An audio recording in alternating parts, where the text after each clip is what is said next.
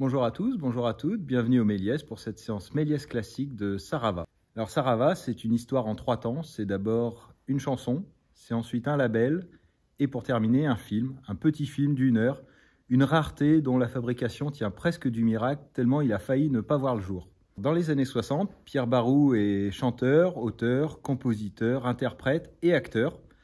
Les cinéphiles ont pu le voir pas plus tard que le mois dernier dans Les Naufragés de l'île de la Tortue qu'on a diffusé au Méliès, film de Jacques Rosier. Mais le grand public le connaît surtout pour son rôle de cascadeur, le mari défunt d'Anouk Aimée dans Un homme et une femme de Claude Lelouch, dont il signe également les chansons, et il les interprète, Shabadabada bien sûr, mais aussi Samba Sarava, co-signé avec Francis Lai, et qui est une traduction d'une chanson brésilienne de Baden-Powell. Être heureux, c'est plus ou moins ce qu'on cherche. J'aime rire, chanter, et je n'empêche pas les gens qui sont bien d'être joyeux. Pour la petite anecdote, personne à l'époque ne voulait signer la musique du film. C'est Francis Lai et Pierre Barou qui s'y collent, et quelques mois plus tard, le film remporte la Palme d'Or, 2 Oscars à Los Angeles et 4 Golden Globes, dont la meilleure musique. Silencio. Voilà.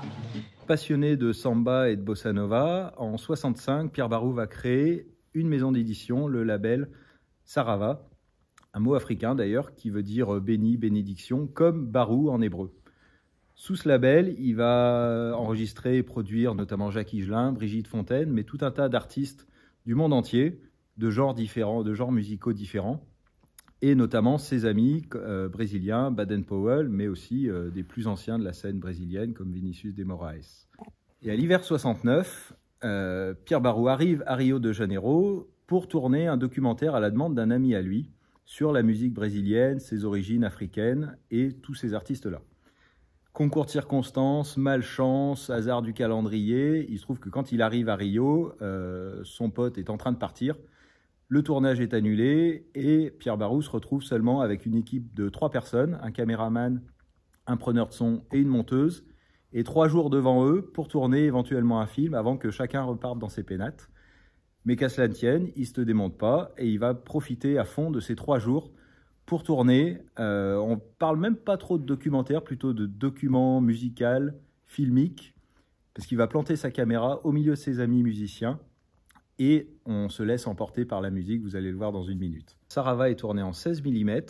Malheureusement, pendant des années, le film a uniquement été montré en festival dans une copie d'une qualité absolument affreuse. Le son n'était même pas synchronisé avec l'image, ce qui est quand même la base pour un film musical. La restauration que vous allez découvrir fait vraiment honneur à ce petit bijou. C'est une rareté, ça se regarde comme on mangerait un dessert. C'est tout doux, c'est sucré, c'est enrobant, on se laisse porter. Et ça se termine beaucoup trop vite. Et moi, j'arrête tout de suite de vous en parler et je vous laisse le déguster. Bonne séance.